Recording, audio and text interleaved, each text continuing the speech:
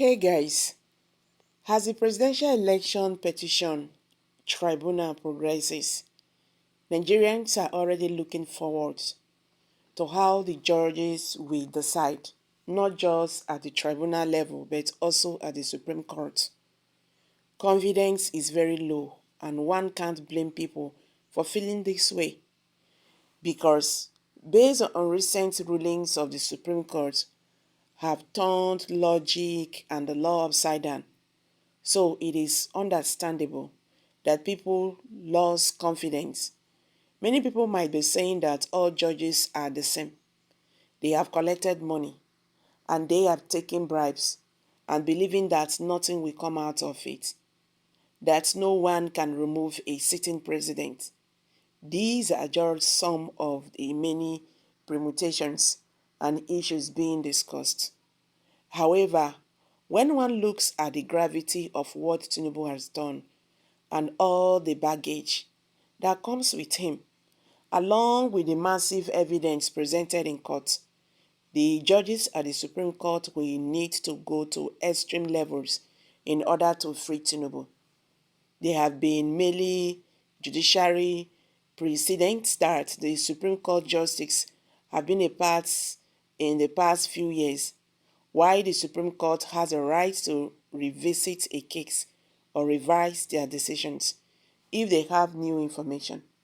The question is, how many times would they do this in order to free Tinubu? If it is just one judgment that they need to reverse, people might think it's just a one-off and public opinion might not be against them. However, when you consider that they could need to revise multiple judgments, say 1, 2, 3, 4, 5, 6, even 7, in order to free him, it becomes a matter of morality rather than just taking bribes or favoring someone. And it does not stop there. What about the implications of the judgment if they eventually overturn all past judgments in order to favor him? What would that mean for Nigeria going forward in terms of politics and governance? It will undoubtedly change the political landscape in Nigeria. For example, the Supreme Court judgment that make Lawal, who did not contest for the senatorial primaries, to become the winner of the election. Before the judgment, it was possible for someone who did not contest the elections properly but won the primary election at the party level to become the winner of the election. That was how Amechi became the governor of Rivers State. He won the PDP governorship primaries, but somehow INEC put Celestine his name on the ballot for the general election, and the Supreme Court restored him. Many people hailed the Supreme Court for delivering justice in the case. However, why didn't many people hail the Supreme Court when they delivered judgment on Lawal's case and that of Okpabio? It shows that something was definitely wrong with those judgments. Now, let's look at the first judgment that the Supreme Court justice will need to overturn in order to free Tinubu.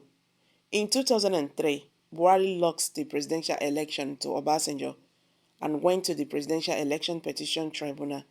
Eventually, the Supreme Court ruled that, despite Obasanjo not winning Abuja, what was needed was for the candidate to score at least 25% capital, in 25% in the federal capital, 25% in two-thirds of the states in Nigeria, must still score 25% in Abuja. This was the interpretation. The next judiciary precedent that the Supreme Court judges will need to overturn was set back in 2008 in the case of Buhari versus Yar'Adua. Buhari sought the cancellation of the presidential election because Yar'Adua did not win Abuja. However, the Supreme Court justice that sat on the panel disagreed with him. They followed the earlier precedent of 2003 and ruled in the same manner, that 25% was only required in Abuja, not a win. So therefore, struck off Buhari's petition. So based on the 25% requirement, the Supreme Court has already made two judgments, stating that a presidential candidate must win 25% in Abuja before being declared the winner. And Tinubu obviously did not achieve this requirement percentage in the FCT. And since this section of the Constitution was not amended before the presidential election, so it becomes a dead and end for Tinubu. He cannot escape it. The Supreme Court has no option but to follow precedent by annulling his victory, regardless of how people feel about the 25% requirement in Abuja.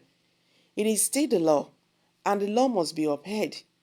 It is practically impossible for someone to have 25% in all 36 states of the Federation without having it in Abuja. Abuja represents all Nigerians.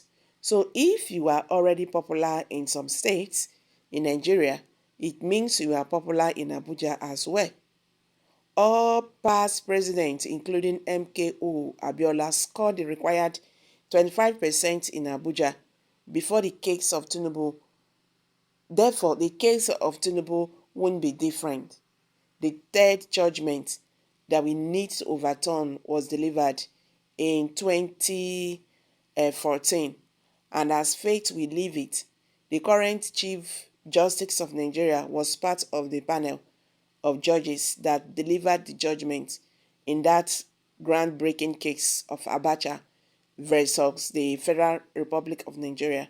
The Supreme Court ruled that if forfeiture is a result of a crime, there can be no forfeiture if there is no crime. If someone forfeits something, that means a crime was committed. Therefore, so this judgment, this judiciary precedent will ensure that Tinubu is disqualified. Tinubu forfeited 460,000 to the United States government, funds that were traced to narcotics trafficking, that is drug trafficking. So, the hands of the Supreme Court judges, including the Chief Justice, are tied. Okay? They cannot do otherwise but to disqualify Tinubu. The fourth judgment that they will need to overturn in order to save Tinubu is the one they delivered in 2017. Two Supreme Court justices who delivered that judgment are still serving at the Supreme Court. In the unanimous judgment, they disqualified the PDP candidate because he forged his certificate. Looking at the evidence that articles witnesses submitted at the Presidential Election Petition Tribunal, you will see that the Supreme Court judges have no option but to take a clue from the earlier judgment precedents they themselves set in 2017, or will they treat Tinubu differently? The next case that ties the hands of the Supreme Court justice is the one they delivered in 2020.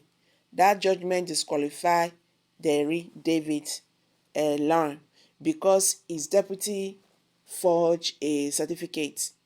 This significant takeaway from that judgment is that the Supreme Court understood that times at of the essence, they disqualify him 24 hours before he was supposed to take the oath of office.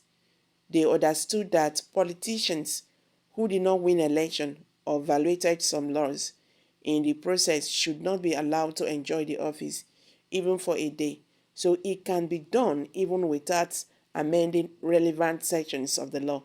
Election disputes can be resolved before swearing in, so only people who truly got the mandate of the people will be sworn in into office. But this president, Tinubu own, was different. But that does not mean that something will not be done, you know, afterward. So guys, I'm dropping it here. Kindly share your thoughts below the comment section. Thank you.